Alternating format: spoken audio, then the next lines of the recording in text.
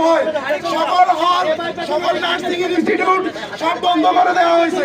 বিকেল 4টার মধ্যে ছাড়ার জন্য অনুরোধ করা হচ্ছে, নির্দেশ দেওয়া হয়েছে এবং শিক্ষকরা বলছে তারা কোনো দায় নেবে না। তো শিক্ষার্থীদের এই দায় কাদের?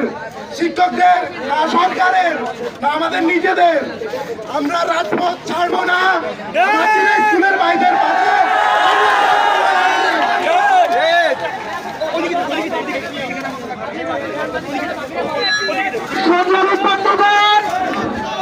আপনারা সুচিভাবে বসে পড়ুন।